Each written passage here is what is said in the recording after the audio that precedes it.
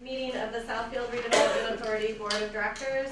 The first item on the agenda is the minutes from the April 18th, 2018 meeting, and I believe we do not have enough people here to approve that who are also in attendance that evening. So we will move to the July 18th, 2018 minutes. Make a motion to approve those. Second. Any discussion on the motion? All those in favor? Aye. Opposed? Abstaining? That's unanimous.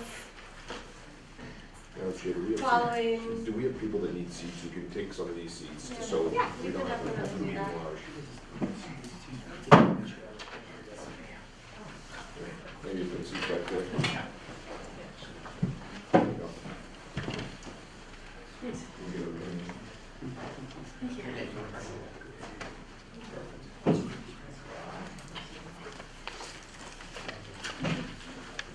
Get everybody. Thank you. The next item on the agenda is the set of executive session minutes from June 6th, 2018. We've determined at this point that the minutes from the entirety of that meeting from that evening are now available to be made public. I'll make a motion to approve. Second. All those in favor? Aye. Opposed? Abstaining? That's unanimous. Next on the agenda is the public hearing noticed for 7:00 p.m. of the Conservation Commission on the notice of intent for wetland restoration for Northland Residential. I'll make a motion to open the public hearing for the notice of intent for wetland restoration on the Northland Residential. All those in favor? Aye. Opposed? Abstaining? I'm abstaining, I'm recusing myself from the whole thing. I'm a direct abutter. Okay, thank you, David.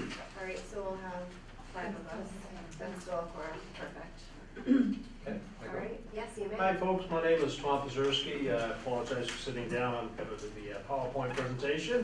I'm from Merrill Engineers. I'm a professional engineer, senior project manager, and we were retained to provide a wetlands restoration mitigation plan to assess the problem working with ECR Environmental out of Plymouth. We are at Hanover and Plymouth.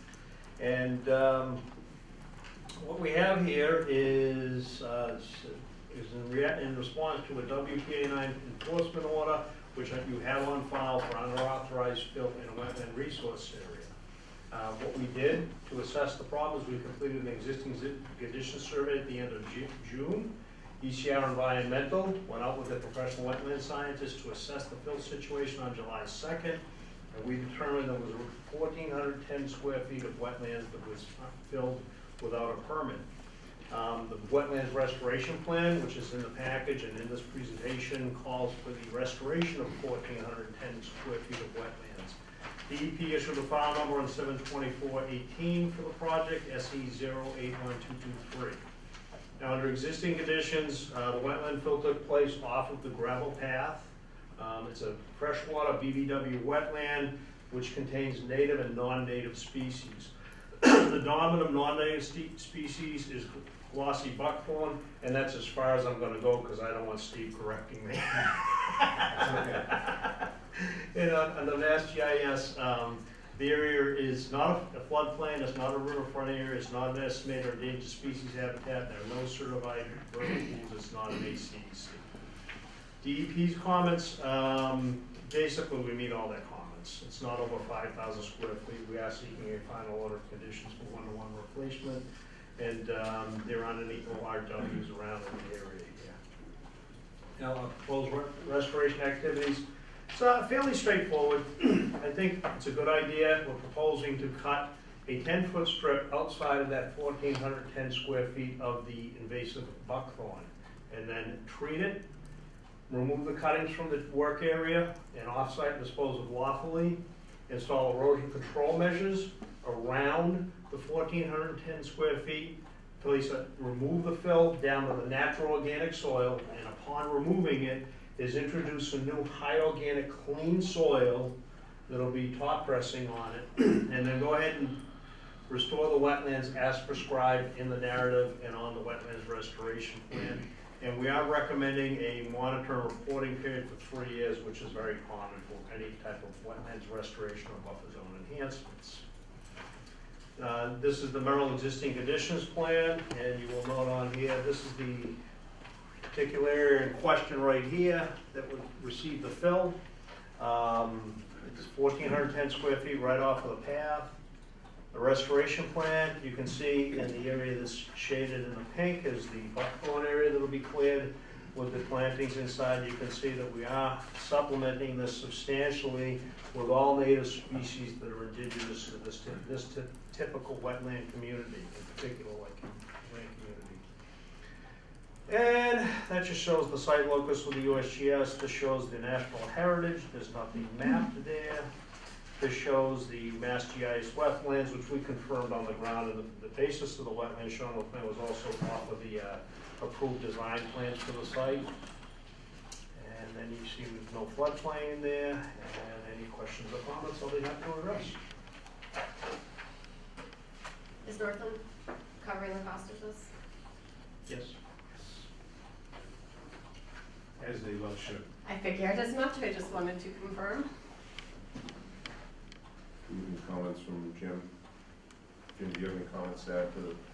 No, I think Merrill has put a good plan together. Mr. Ivas has prepared an agent report that's in your packet.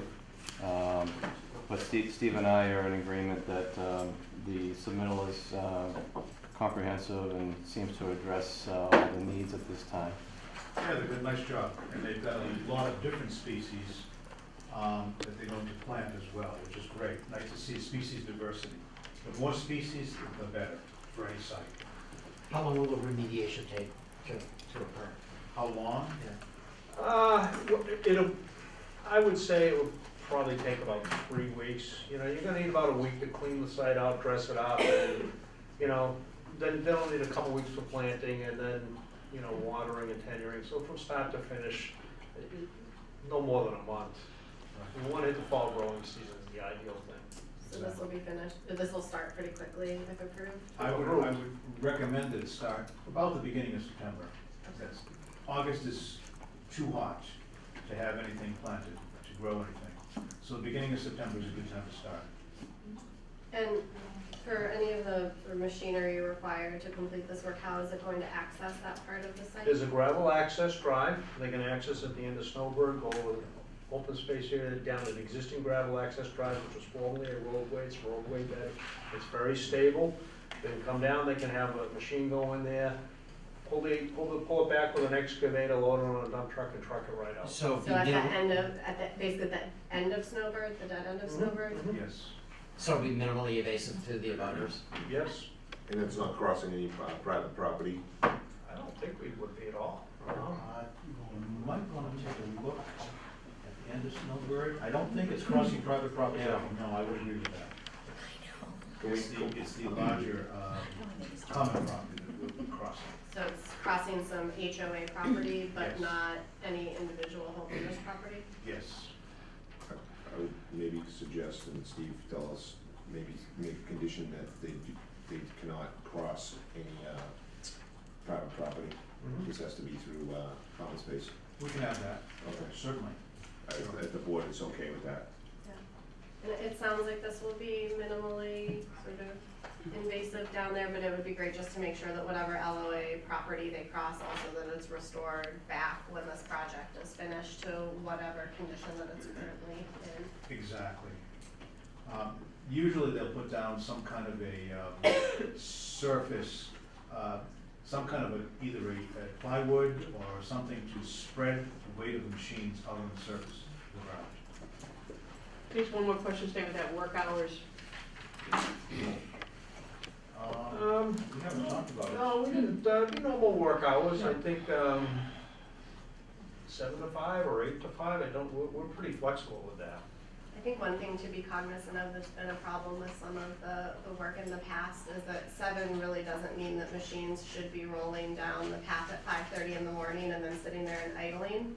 for an hour and a half waiting for work to begin. I And agree. given how close this is to a number of residents, I think we want to be extra vigilant that 7 o'clock means machines shouldn't be hitting that access road or really that part of the neighborhood until 7 o'clock. Why don't we make the condition of 8 AM to 5 PM, Monday through Friday, and then 8 AM to 3 PM on Saturdays.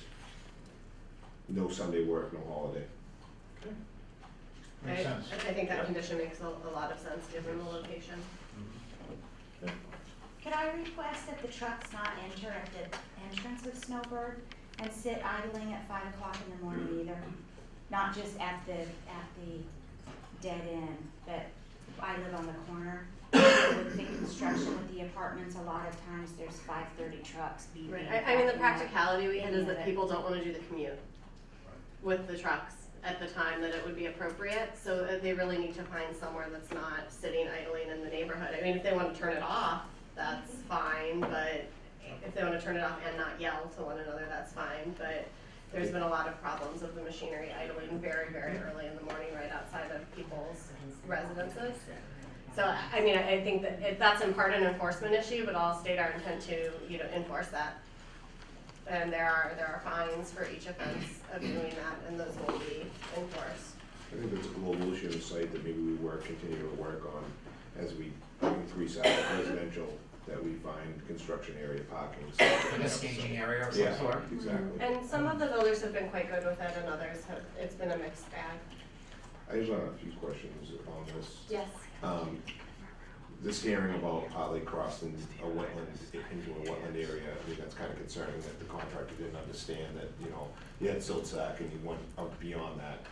How do we prevent that from happening, Steve, if it is preventable, and is there financial implications we can make on that? Oh, yeah, absolutely. You could find these folks if they do this again. The problem is, we were talking about it earlier. This might have been a Friday afternoon, they had extra material, let's see if we get rid of the extra material and get the heck out of here. Well, that's what they did, they found a place to put it, and obviously, the supervisor wasn't on the job. Okay. Simple as that. The supervisor's gotta be on the job. I will object about this because I'm a witness, I live right across, and I can tell that it's not only in the afternoon, but whole day. I think it was May 15th and May 14th.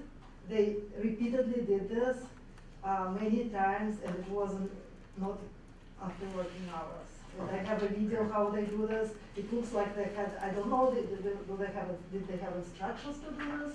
But they were very focused on doing this, loading the truck, and then, not the truck, the some like. The front end loader. Yeah, and going into the woods, breaking the trees, dumping the dirt and debris, doing this again and again. It's And- like their SOP was. And there's very little doubt that they knew what they were doing. I mean, you weren't here when this project came forward, but sort of the wetlands restrictions on that property and on each and every lot was a topic of extensive discussion, so this was certainly willful. And just have your name and address for the record for this. I have written testimony with pictures, and I also have a video of the whole process, how they did this. I'll pass that over to the board. Hold on, before we get to public comment, I think we need to put the board. So we'll take public comment, we'll continue public comment after the board members have asked, before we close the public hearing, before we do any vote, we will accept comments from the So to public. answer the question is really, we just have to keep watch, be vigilant. And it's great if the residents see it, but let us know when they're doing something that you don't think is correct.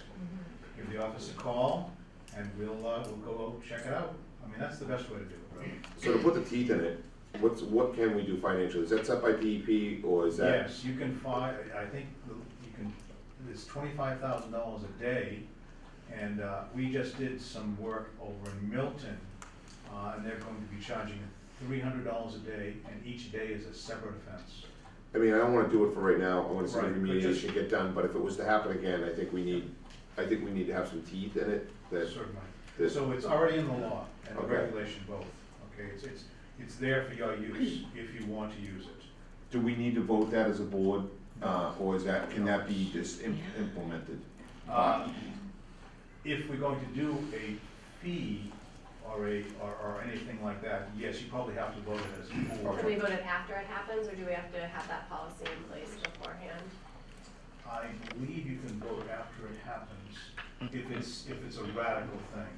I can sign, as you signed the enforcement order, for example. I went out and filled out the enforcement order, I signed it, and then you ratified it.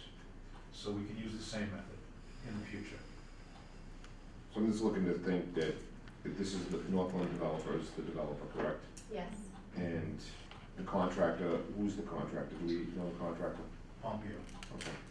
And they have other work back here. indeed, and they know better.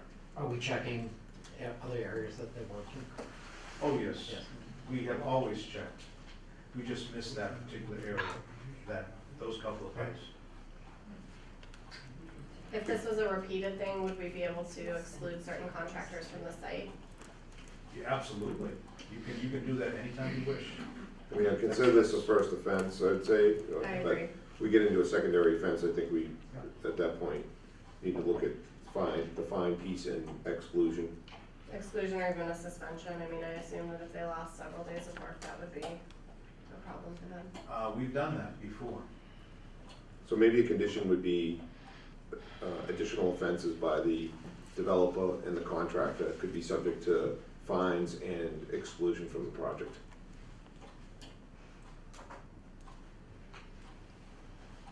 Is there a consensus on the board for that? Yes. Great, thank you. Okay. Yeah.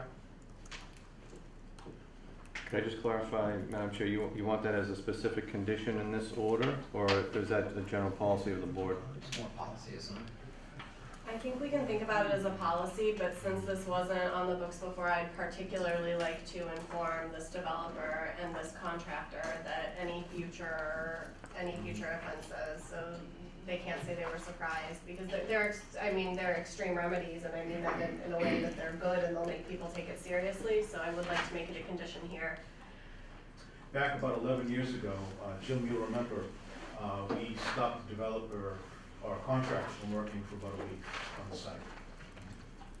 And I think in keeping with this, the next major project, we'll be looking at a construction management agreement outlining all of our, with the work hours, what the penalties will be.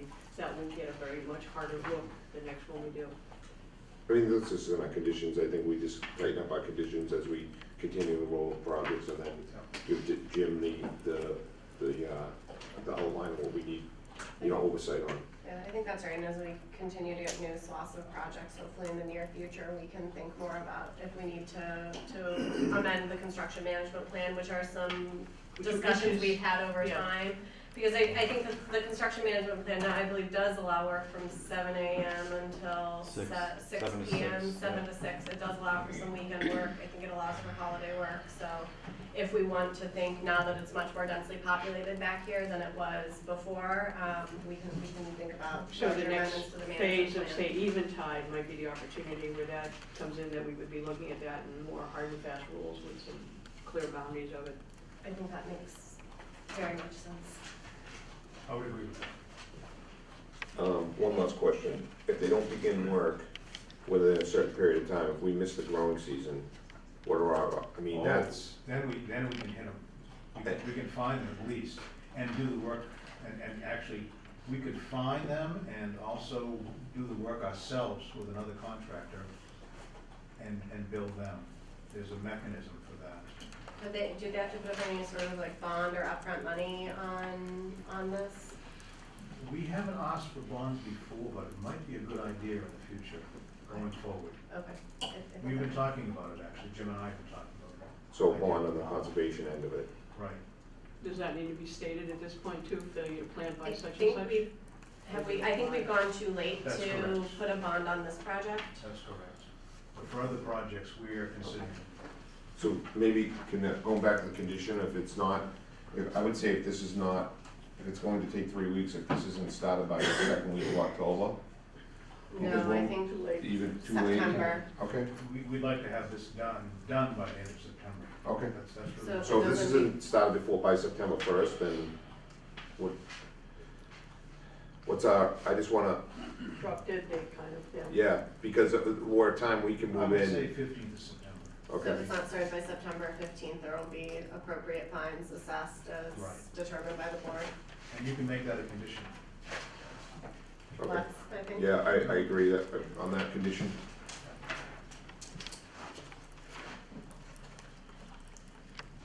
Any other questions from the board? We'll have opportunity for discussion from the board when we're discussing the motion.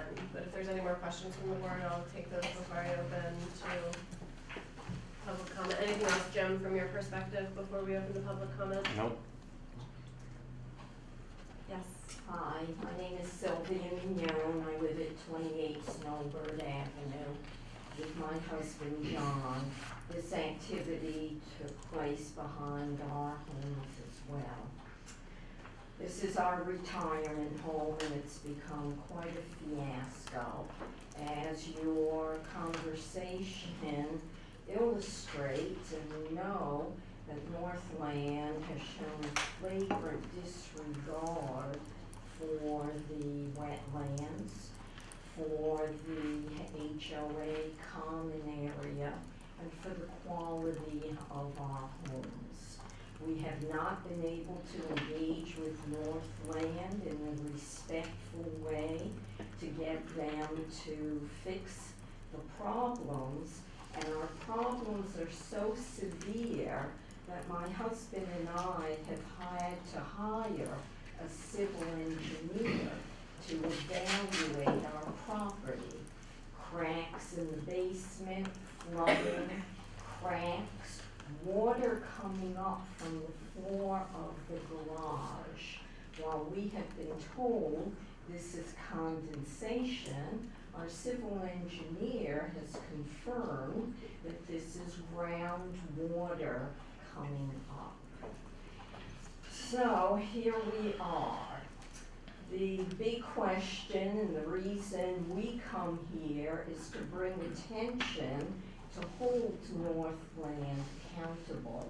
And we ask you to ask the questions, how did this come to pass? Where was the town of Weymouth? Where was L-Star? Where was the SRA when these problems of water in the basement became apparent? 18 of 18 homes that responded to a survey had water in the basement. How much water in the basement is acceptable? I would say none at all. 14 homes have had to have crack X. Why have we learned that these problems have been consistent and have not been addressed? The reality seems to be that people were aware of the issues with the water table, chose to ignore that, and now we in our retirement years are stuck having to deal with this. We come again to ask for your help in holding Northland accountable to ensure that our home and every home in that neighborhood is protected from flooding and everything else is fixed the way you would expect of a home that costs between $600,000 and $700,000. Thank you.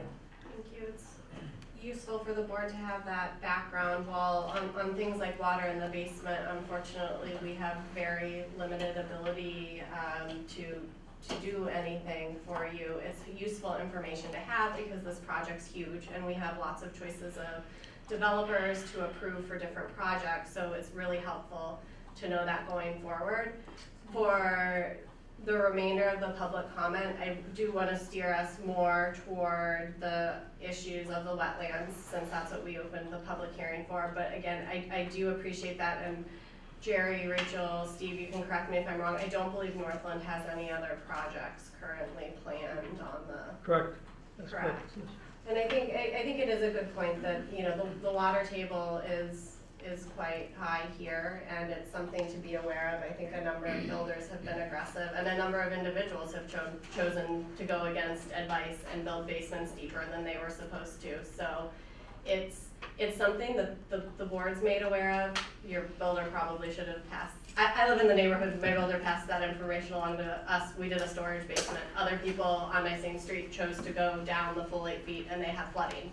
If your builder didn't make you aware of that, that's very unfortunate, and we can be clearer, I think, going forward when plans come in front of us on areas of the project with the high water table to make sure the builders are passing along that information. Yes.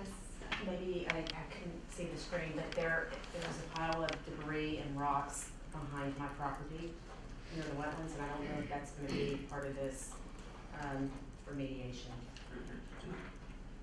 Steve, are you familiar with this? Yes, I'm very familiar with the location and the pile of debris and rocks. It's not part of this remediation at all. That's something else that Northland will have to clean up as part of its certificate of compliance request.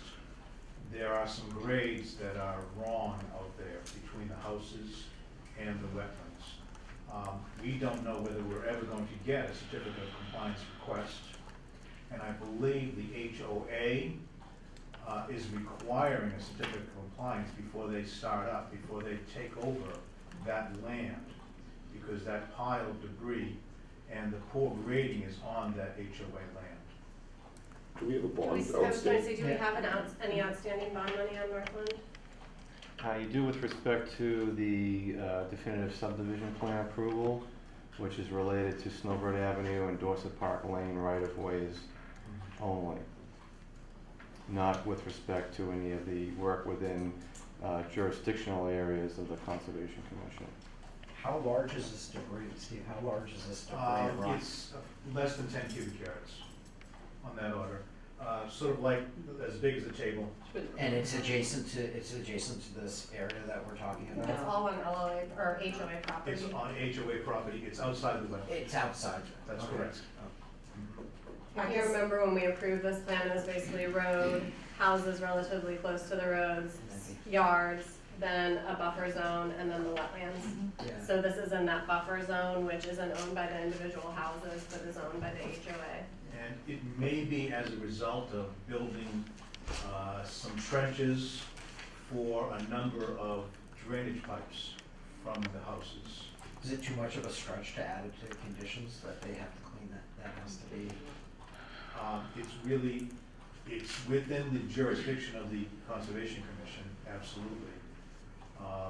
But it's not associated with this particular issue. Is it a stretch? It's a stretch, but conditions can be whatever you like, and they can go to DEP if they don't like It's them. 10 cubic yard, I mean, it's not.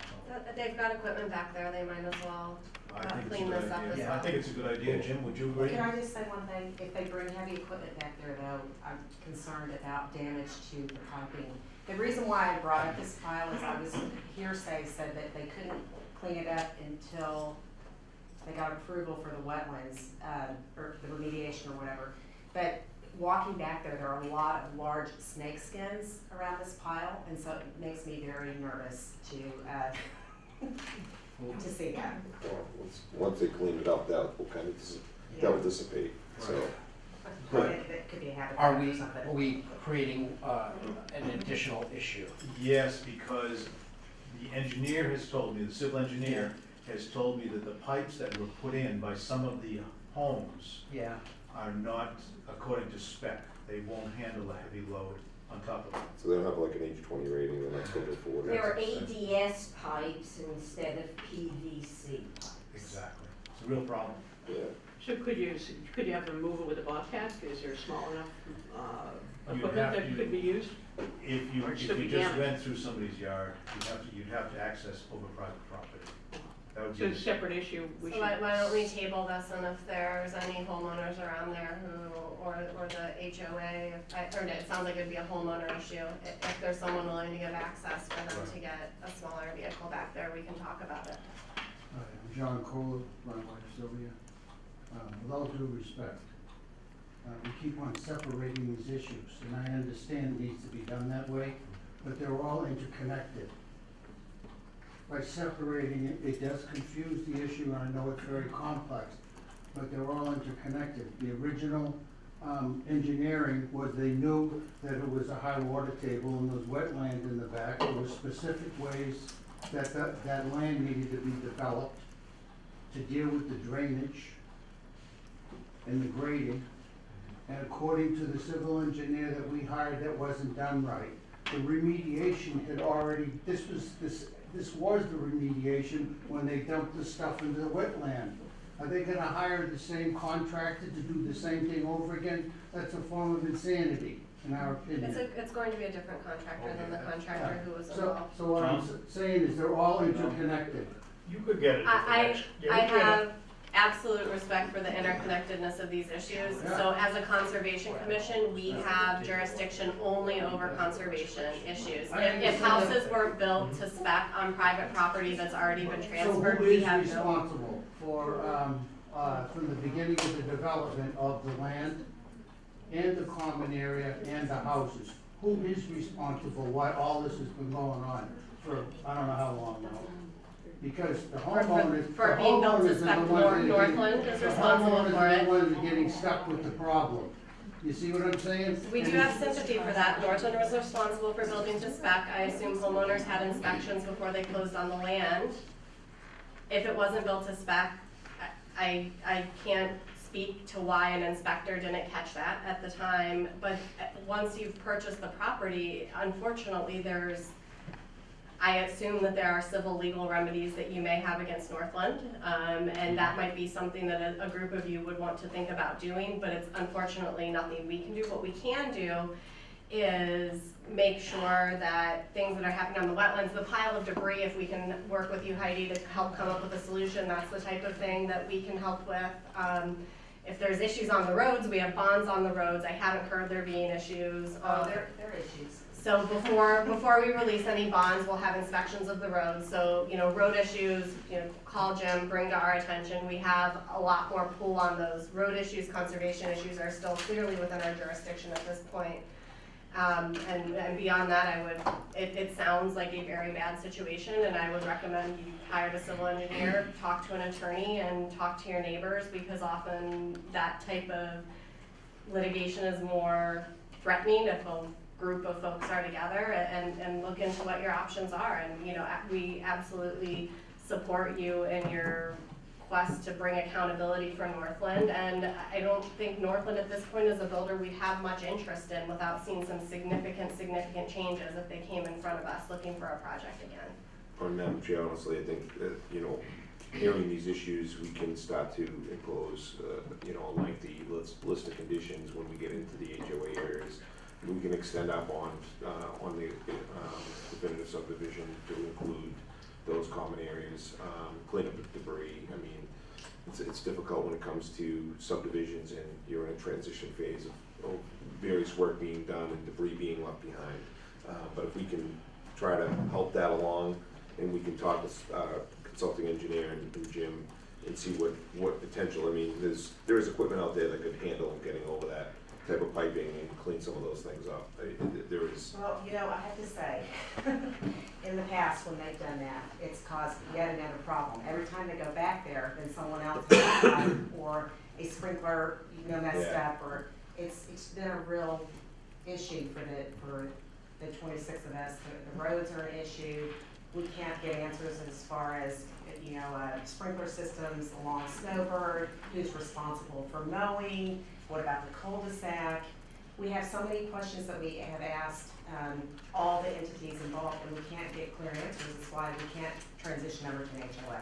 Certainly hearing your concerns, but we have to direct tonight towards what we're here for the public hearing, for the conservation issue, for the remediation. And we were having a side discussion when we were sidetracked. Do we have confirmation that it'll be a different contractor conducting? We can get a different contractor, and also, in fact, the wetland firm that we hired to assist us with this, ECR Environmental. I spoke with them today, and Northland is amenable to having them come in. They do provide the service of, they won't do the excavation work. That'll have to be an excavation contractor bring it up. But what they can do is they can come in and put the organic layer down. They will do the plantings, and they can do the monitoring. They do that quite regularly.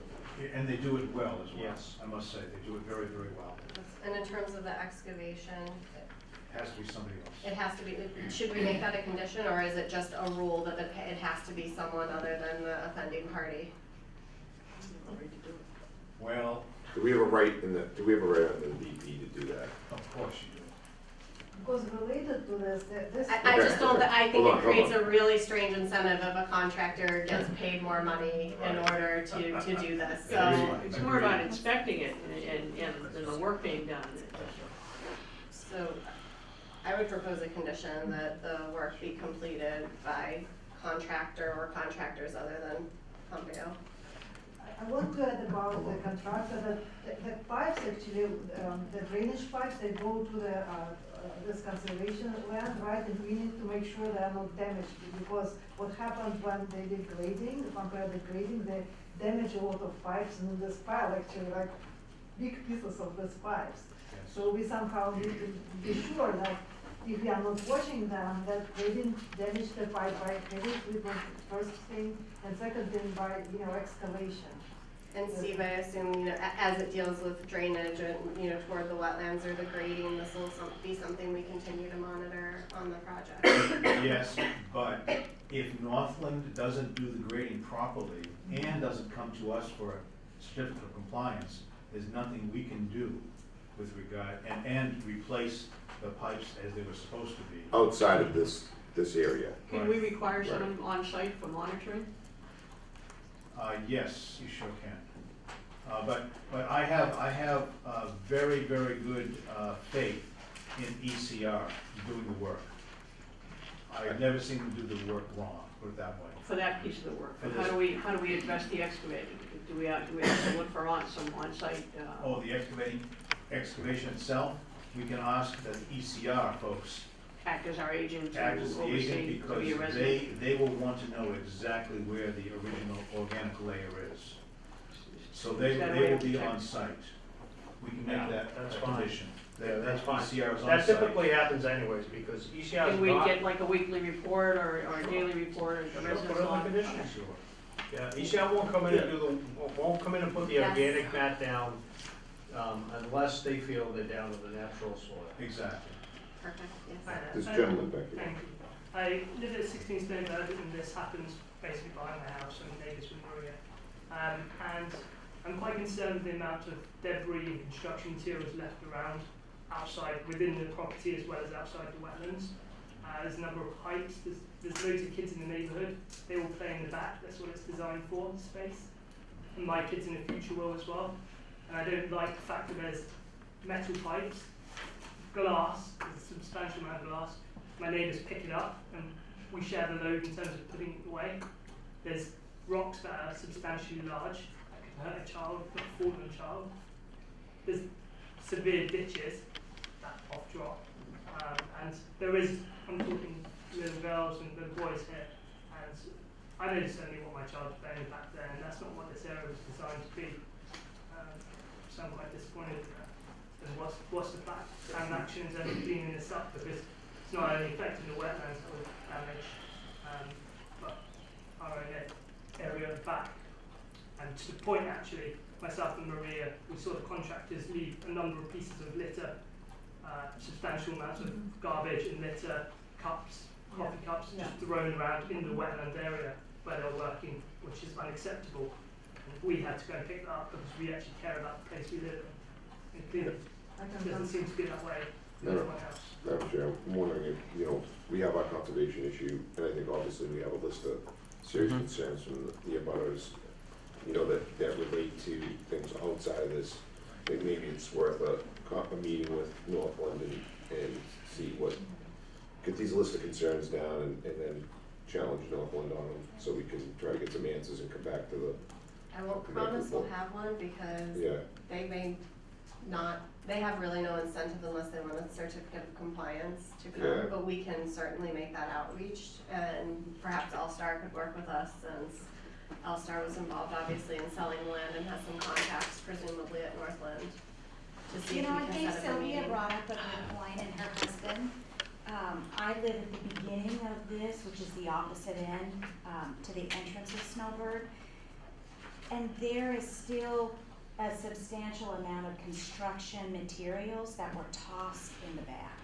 It's just debris and garbage, construction garbage. So Steve, is this in our, I know that you've been out there, I is don't this believe in our? it's in the conservation area, it's in the HOA area. But what if it becomes, so here we are discussing this big issue with all of these components that interlink, that was stated before.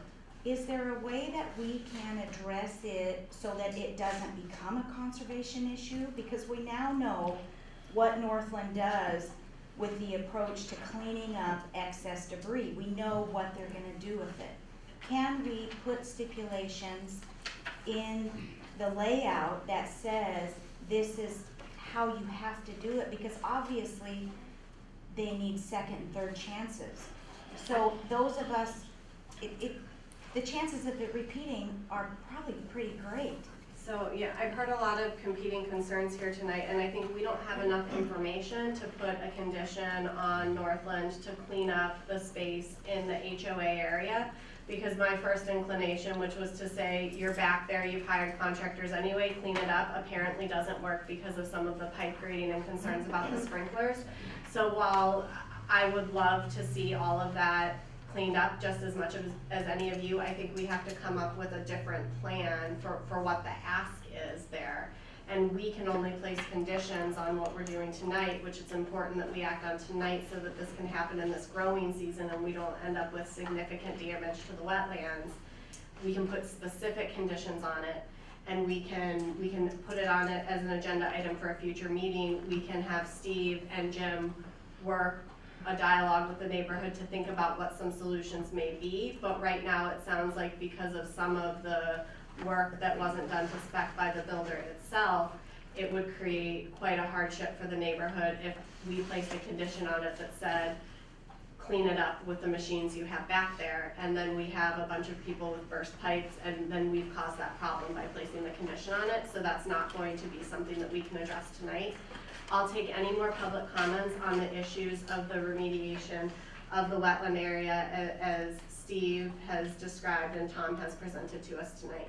Sure. So in terms of the plantings in the back, which will be replaced in terms of the wetland, who's going to be maintaining those going forward if those die, those trees, etc.?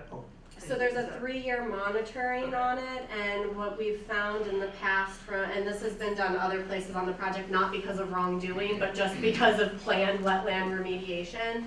And so the 3-year monitoring gives us plenty of time to make sure that the new species take. And if they don't, then it is a continuing condition that they're replaced. And are they, sorry, to that point, is that going to be documented visually in terms of what plants were planted where? Yes, so Steve Ivis is on contract road. I see Lenore here tonight, who's our independent wetlands monitor, and the wetlands are something that we take very seriously, and it'll be continually monitored. And there's been at least one instance where we've had to go back to a developer over by the cottages and say, listen, like, by no fault of your own, these species didn't really take here, now they need replaced, and they need replaced in this time frame, and we've been able to correct those problems and end up with a landscape that continues to maintain the wetlands and looks visually appealing. Mary? I want to know exactly how they're getting in here into this area without crossing any wetlands, and my suggestion is that these people need to go to the Weymouth Building Department, because nothing should be built until the building departments in the 3 towns do the inspections that they're supposed to, because if they've got piping that's in and it's not correct, that's an issue that should have been at the building department. It's not an issue here. It's not an issue with wetlands either. I believe this road is an existing road that we've used, the gravel road is an existing road we've used for construction access in the past. That is correct. And the access is from the cul-de-sac on Snowbird around the private property. The last lot is lot number 26? Thank you. 26. That would be my house. Okay. So they're coming in there, and the barriers that are over the granite and the sidewalk, they're all broken. The plywood, it's been used so much, and I also saw large tracks across my driveway, which I thought, I wonder what went across my driveway, because there are some sprinkler heads along my driveway, and I was kind of concerned that maybe someone might roll over them and break those. So I believe that the plywood and the barriers are going to need to be replaced before Obviously. the access begins. So I think Steve mentioned that at the beginning, that's sort of a threshold issue for this work to begin, for the access, Yes, the absolutely. access to start. And in terms of maintaining the landscape itself, like the granite, replacing the damaged landscaping that has been caused through this. So the granite on the street So part, all the. we still have bond on, we still have a bond on the granite. We do. So we still have a bond on that, so the builder is responsible for replacing it, but if they don't replace it, we can pull from the bond to replace it. It'll make sense to do that once, I would say, these problems of both this remediation and whatever is needed done to get the remaining debris off. At that point, if we reach that point and they don't repair those, the good news is that we still have bond money on that, so we're actually able to do that work ourselves by pulling from the bond. But that's still like a season away at this point. So, I'm Brittany Bessler, I live different area, but I've just been listening to all this. Is there a way so it sounds like you have some teeth to impose fines on what currently happened with the wetlands. Is there a way to link the issues, to require a good faith effort from Northland to come to the table? Because I know you just said that, they don't have to deal with the residents on these HOA issues if they don't want to. So use this fine to require them to come and make a good faith effort to resolve some of these other debris and construction issues that may have come. If they don't make such a good faith effort, these fines get imposed.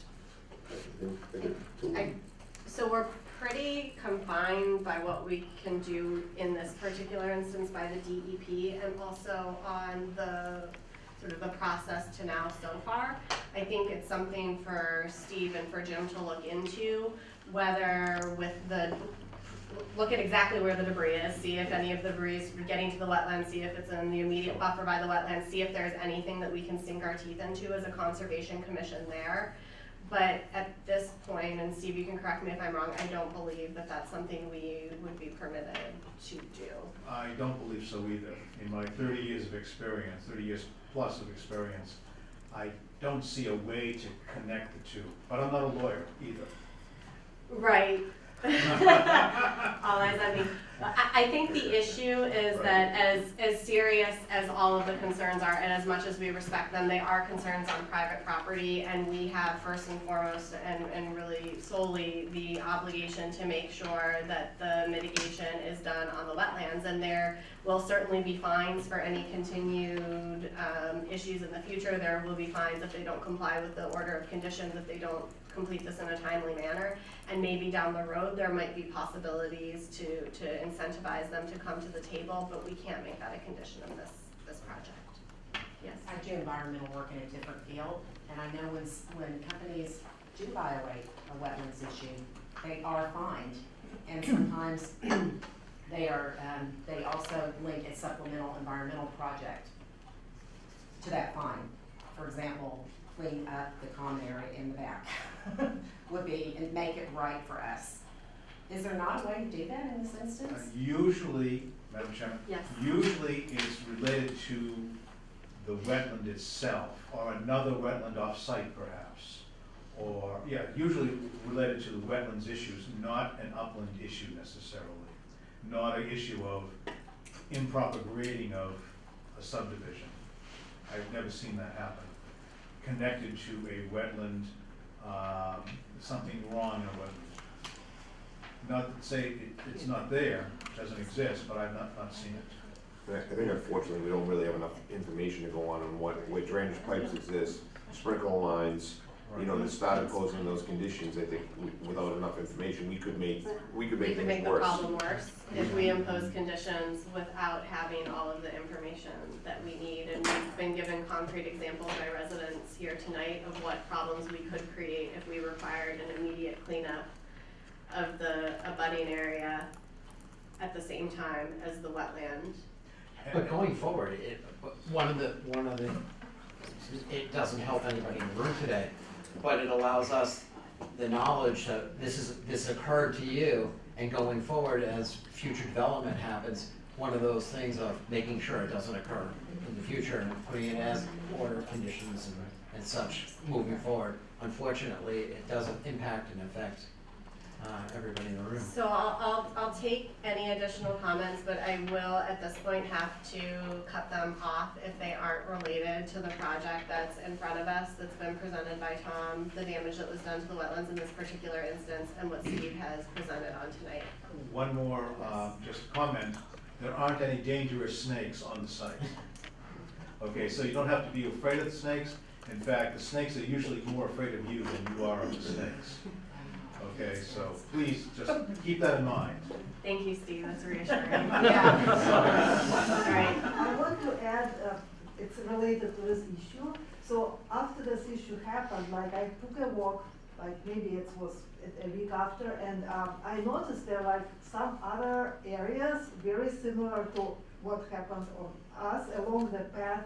If there is a path in the woods, and then it's at along the wooden area, and I noticed 2 more areas like this, and I like wonder, did this guy started to dump in other areas of the wetland, but I don't have a proof, but it's appeared at the same time.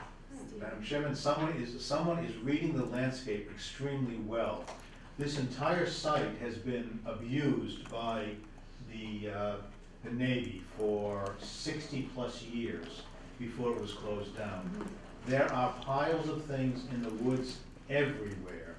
Be careful, walk on the trails, please. You can find, I was out in the woods looking at some wetland lines just yesterday and came across some aircraft cable, the catching cable that they use here. Yeah, but the trapping cable. In the woods, it's everywhere. So yes, you are absolutely correct. This was a site. Let's dump that stuff over there. Let's dump that stuff over there. Let's dump. And the commanders changed every 2 years, so they had different dumping sites. In fact, Brookfield Village is built on what used to be a huge dump site for the Navy. The concrete. They took it all away, and then they added soil. Yeah, but this news, All right, I'm going to cut this off because it's not related to tonight's project. If you believe that you've seen new debris show up, that's something that we will inspect. You can call the SRA, you can talk to our staff here, and our staff can involve Steve in it, and we will absolutely look into if there is potential new dumping that's happened. It's not something that was on the radar for this project tonight. I just had a question. I mean, he was talking about, that this was a naval air base. So, there was a lot of debris here. All right, so if this isn't about this project, It's I'm not. about the wetlands? Like, But if we're it's not talking about this water? project on the wetlands, it's outside the scope of tonight's public hearing, and I'm going to cut off that discussion at this point. I can talk afterwards.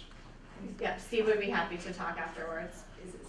I mean, for those of you who don't attend our meetings regularly, we're not doing this to be difficult. We actually are bound by discussing what we post on the meetings, and we can be found liable for violations if we go too far beyond that. I understand all the concerns. I have sympathy for people who are dealing with this, so we've allowed some public comment tonight, but I can't redirect this meeting, and I can't ask Mr. Ivas to continue to comment on things that are outside the scope of what we've posted tonight. So thank you for understanding that.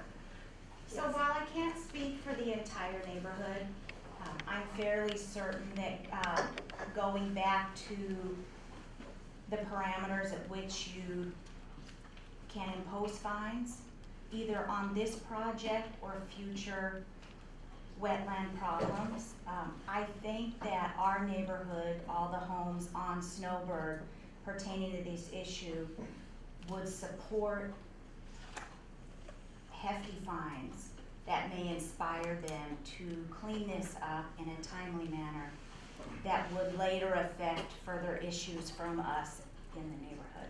So we placed a condition tonight on Northland and on their subcontractor, Pompeo, that if there's future non-compliance, that they will be fined, and we will look into what, I don't have exact expertise in this particular, but I think Steve will tell me that it's set by statute and regulation what fines we can assess and what the parameters of those fines are and how many fines per violation and if it's per day or if it's per instance, and so we can look at each of those on a case-by-case basis And is that something you report, or we can get from you, how those are laid out?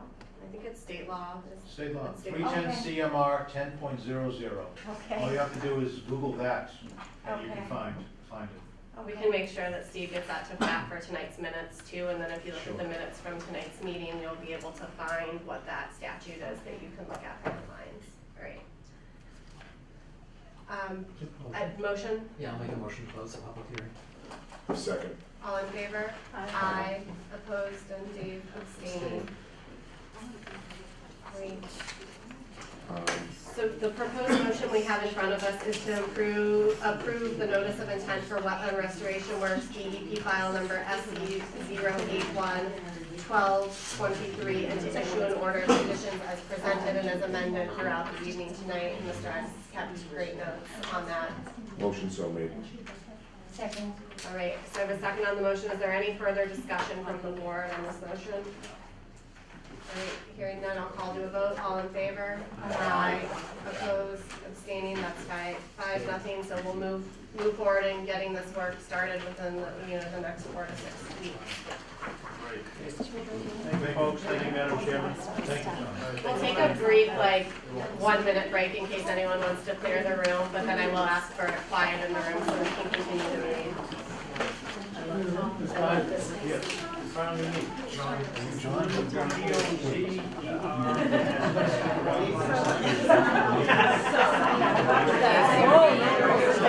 Standing is better. I mean, I assume there is when you would have to complain without the room and see it over the different.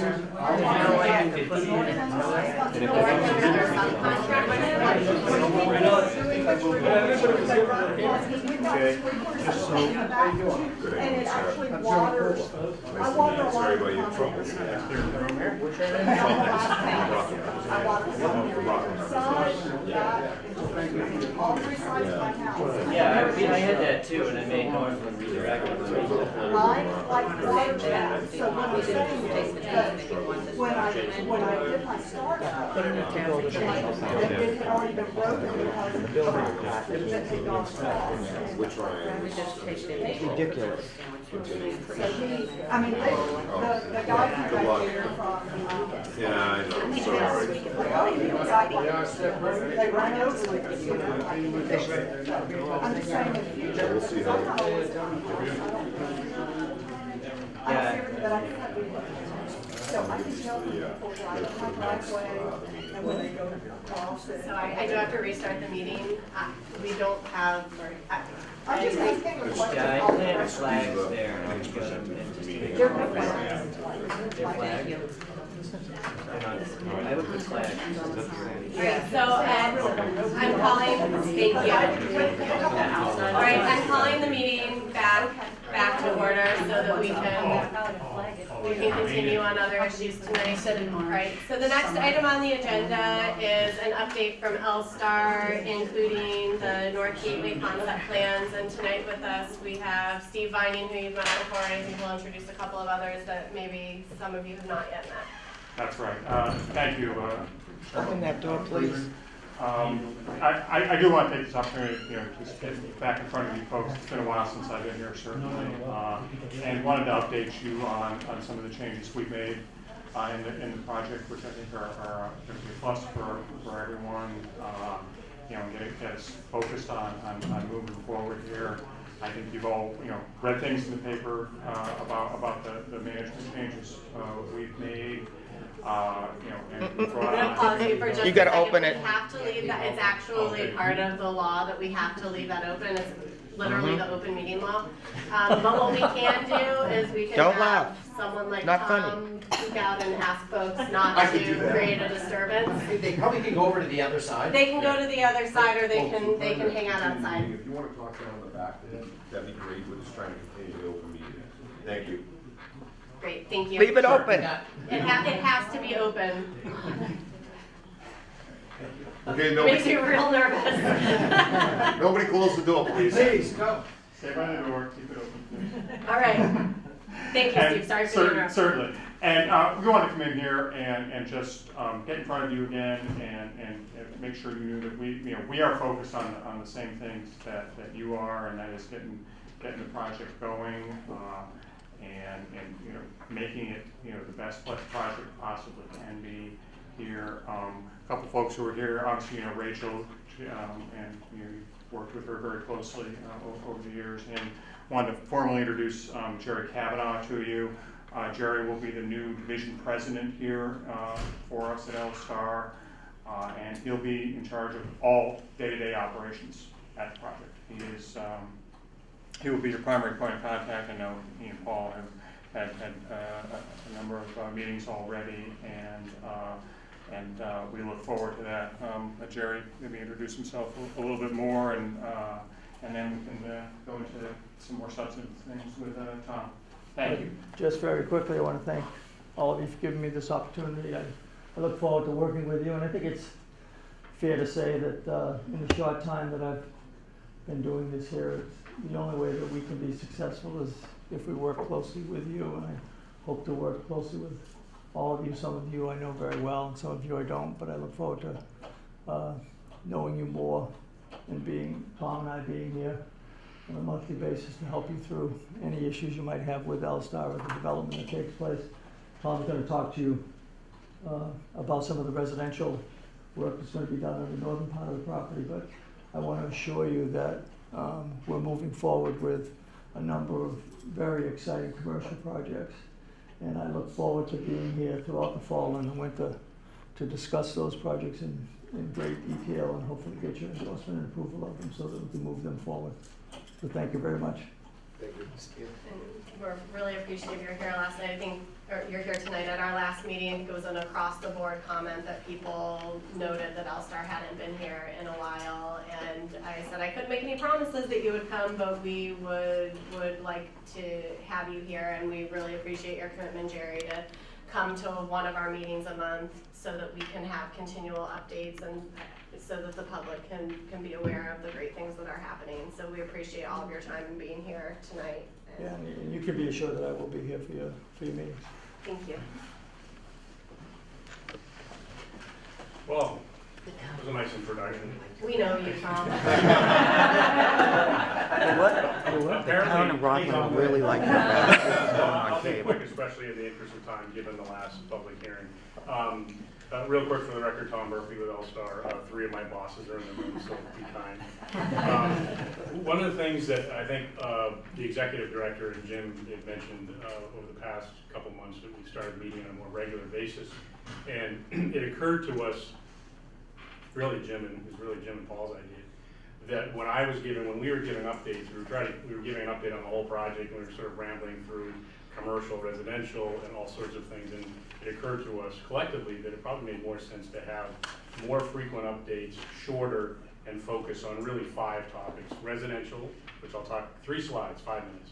Residential, commercial, infrastructure, retail, and open space and trails. And if you have any ideas on additional topics you'd like to talk about, let us know. But I think as Steve and Jerry and Rachel mentioned, once a month, we'll pick a topic, 5 minutes, 3 slides, 5 slides, and be on with it rather than sort of try to cover the whole project in an update. And also be realistic about timelines, something that Mr. Rubin's been very clear, I think, and helpful as a resident and an SRA board member, that we've been sort of talking about timelines that probably weren't realistic. So we want to sort of be a little bit better about where we are in the process, what's a realistic timeline in terms of getting the project sort of codified in terms of a deal, getting in front of you, getting it built, because that timeline is often much longer than I think all of us think about it.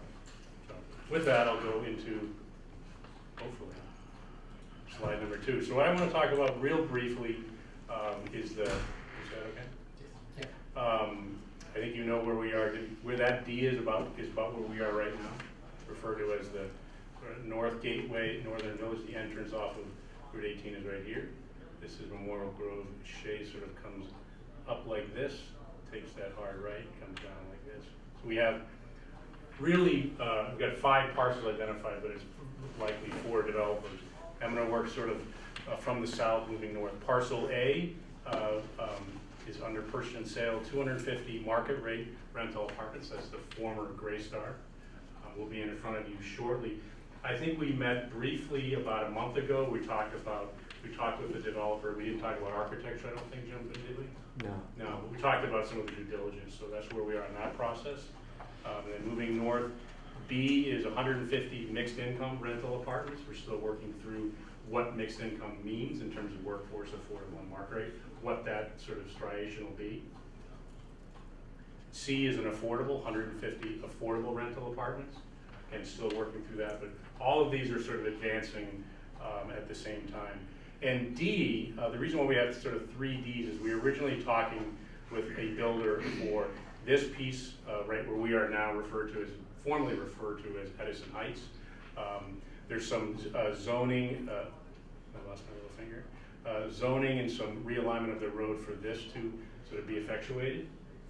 And then west of Memorial Grove is another parcel. In total, these 2 parcels of D are about 16 acres, about 160 or so market rate mixed use in terms of, or mixed type of residential, single family, multi-family, and stacked flats.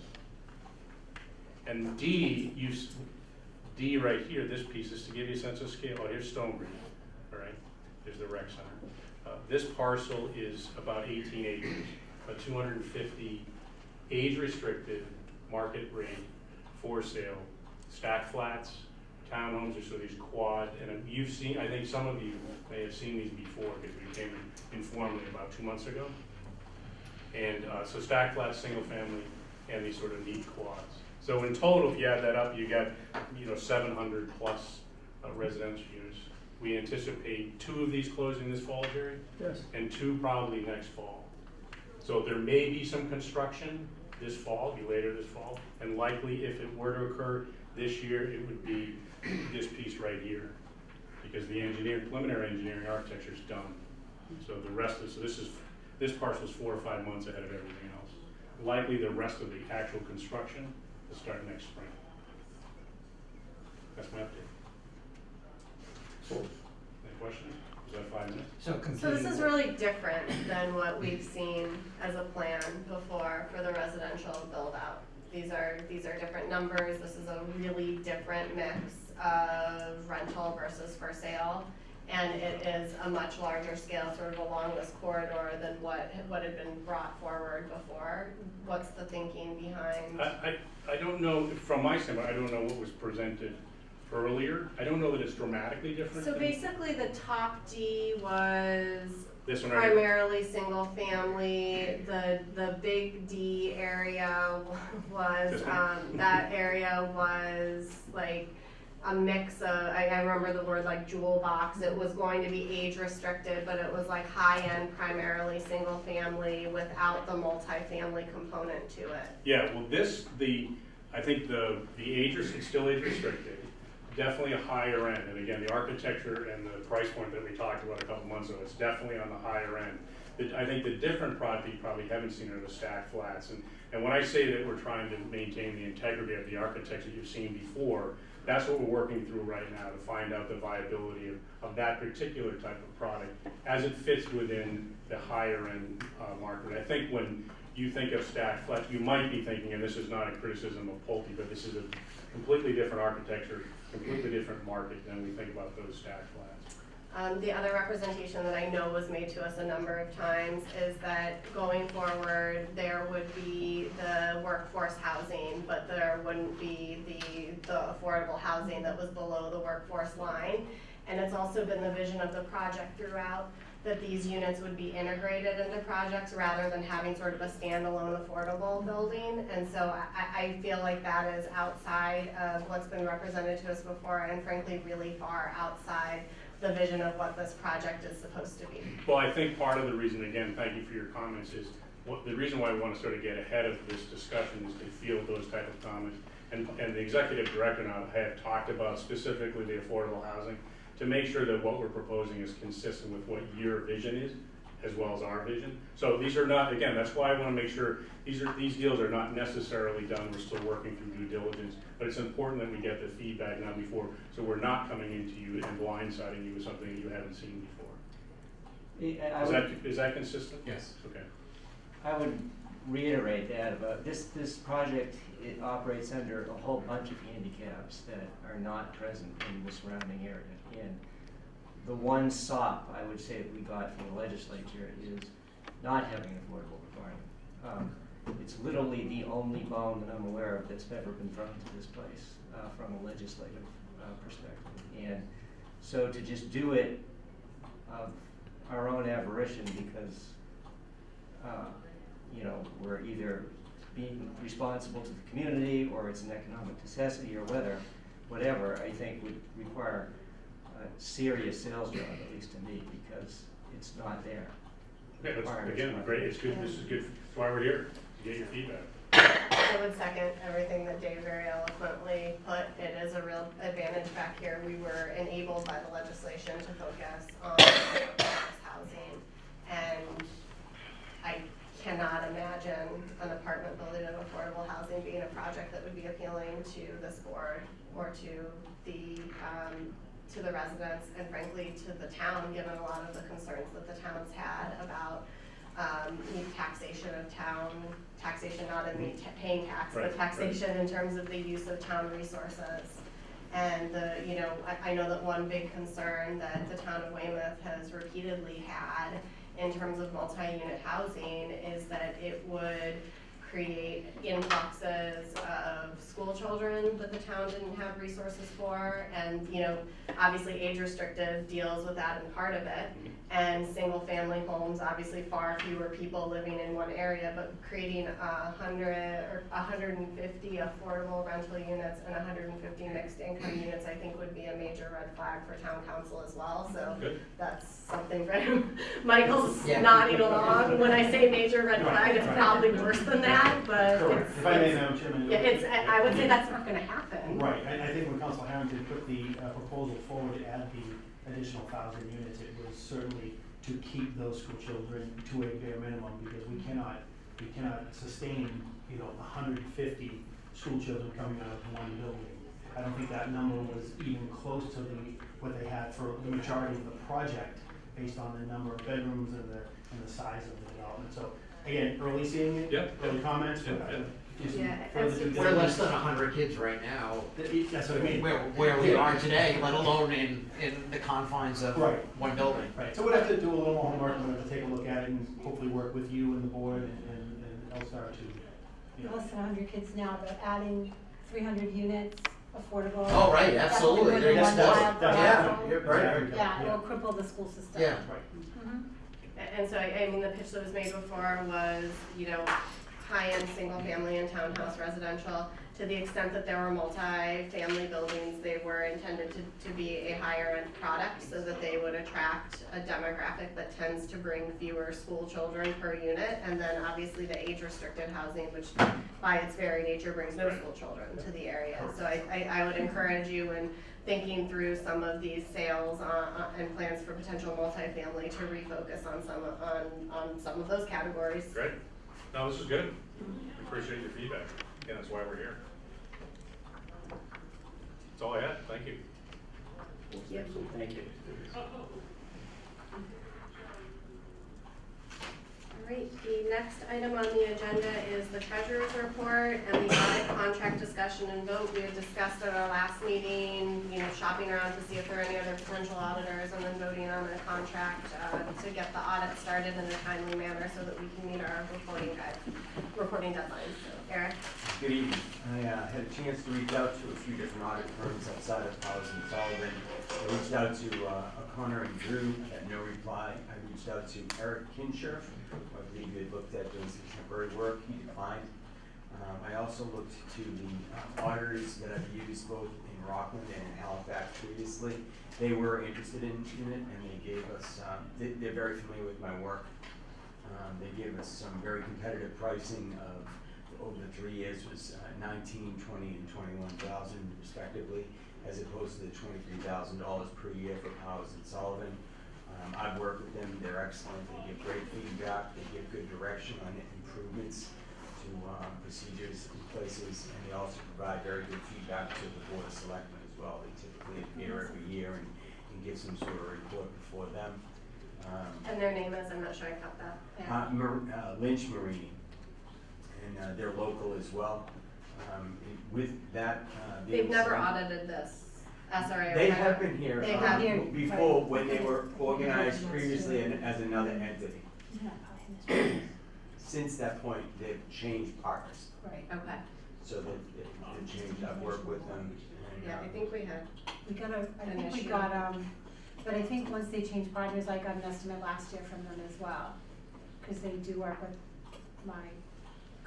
Yeah. I don't know what you've got in previous years. Actually, the quote that you got for the 3 years is better than what they gave us last year. Well, they know my work, so yeah. they know that it's typically very organized and it's easy to follow through. So, with that, I'd like to recommend honestly that you give the executive director the ability to contract with them, and or take it up as a vote yourselves. One question on the Lynch Marini. I just see that there's any fees incurred. It's under it's in the second paragraph, last sentence. Any fees incurred by Lynch Marini associated in connection with the confirmation of authorities, cash, and other accounts, third-party responsibility authority, and will be reimbursed. I didn't see that in the Powers and Sullivan. That's correct. It's very minimal stuff that I've ever seen. It's like typically they charge for like confirmations back in banks. Photocopy. It's very small amounts of money. Not that type of stuff. I just didn't know if it was enough. Working with banks, chasing them down to get confirmation, but they're all local banks here. There should be no issues with that. So. The $19,000, $20,000, $21,000 respectively, it's sort of written fuzzy, but it appears to be a 3-year contract. It is, as well as was the $23,000 per year for Lynch Marie. They did give, the 1-year amounts as well, but honestly, you wouldn't be saving as much money doing it that way. Okay, I asked this question before when you're going to solicit these bids. In the event that there's a change in the status of the SRA as an entity, as an ongoing concern, I mean, anything can happen. What is the ramification of breaking that contract? All contracts with governments are subject to appropriation on an annual basis. No one would know that better than the actual auditors who perform these. Okay, so no liability in that respect. All right, great. So are we in agreement on Lynch Marini? Is that where we want to head? Pat, do you have any thoughts? I know you last meeting recommended that we shop around our options. I would like to see more of their background and would defer the executive director's review of background if they look acceptable to make a change, just for. That's why I feel comfortable deputizing Paul to make the contracting decision after additional review of the qualifications. So I'll make a motion to authorize the executive director to engage the appropriate auditor for the SRA. Second. And I think maybe I know Paul will do it, but should we put a timeline on that just so that we've done I know that we need to get this signed within the next couple of weeks to stay on our reporting. Right. We're going to be hopefully getting together a redevelopment plan for October 1st, so I'm looking to do an audit sometime at the beginning of September starting. I'm going to use the month of August to hopefully get us up to that point where all the reconciliations have been caught up. I also am going back a little ways. But just for the purpose of executing a contract, what date should execute before our next meeting? Before our next meeting. Oh, Okay. absolutely. I'll make that amendment. Yeah, as soon as possible, quite frankly, because they'd have to schedule us in. I'm going to be asking Dave to get us in by September. Great. Did we have a second on Yep. that? All right. Any further discussion from the board? All those in favor? Aye. Congratulations, Paul. Point. Thank you. With that segue, the next item on the agenda is the executive director's report. Thank you. Just a brief report tonight. I just wanted to let the full board know that we had an opportunity to meet with Ed Diavolo from L-Star, talking specifically about retail and really focused on the corporate buildings and the empty retail space over there. So there have been some changes in how they're going about recruiting retail clients for that space. A couple of board members were present. I think it was a good meeting. We had a chance to ask some questions, get some history behind that particular part of the project, and get a better sense of the overall retail strategy that L-Star is trying to apply here. So I think that we're better informed going forward when those kind of retail questions come up. That was a good meeting. And then just secondly, Eric mentioned it briefly, about the redevelopment plan is due to administration and finance by October 1st, so we'll continue to work pretty diligently on that. Working with L-Star to get a comprehensive infrastructure plan as part of that, so we can present as well as an economic analysis and some projections about future growth. And that's it. Great, thank you, Paul. Any public comment on topics discussed at this meeting, excluding the ones that we already covered in the public hearing itself? Seeing none, our next meeting is on August 22nd. Do any board members have issues with that? I know getting in the end of August, I just want to make sure that we'll have, you all tend to be my core group, so I will be away, so. You'll be away. You'll be here. 22nd? 22nd. Ooh, I'll be gone. Okay. Was that a change from the 15th? That's just a mistake. It should be the 15th. Yeah, that's No. good. Sorry, Madam Chair, we're recommending the 22nd due to two filings that have just come in. The site plan application for Pro Drive and a definitive subdivision plan for Market Street and University Ave. The 15th would have been too tight to actually hold the hearing, so we're recommending moving it to the meeting to the 22nd to address both of those hearings that evening. Okay. Yes, you're on hand the 22nd, you're on hand the 22nd, you're on so that's for, I'll reach out to other board members and see if I can get a quorum for that evening. If not, we'll have we advertised that? Planning to do that tomorrow. All right. Afternoon. All right. Just give me a call by noon tomorrow. Will do. All right, thank you. Figure out if we have a Yep. quorum. When does the Abington Selectmen This week? meet next? If that'll inform whether we'll because right now we're working with 8, but we still need a quorum of 5. I think that, I thought he was under the impression it was gonna happen this month, but they were apart. Is Chris official or? Yes, so Chris has resigned his position on the board. We're very sad to see him go, and we'll write him a letter of thank you for his service because he's been a great asset to this board. So the Abington Board of Selectmen has the tall task of finding a replacement for him on the board, but for the time being, we have 8 board members. Make a motion to Rizzy's not adjourn. here. Motion to adjourn. Second. All those in favor? Aye. Opposed, abstaining, thank you all. I have 2 more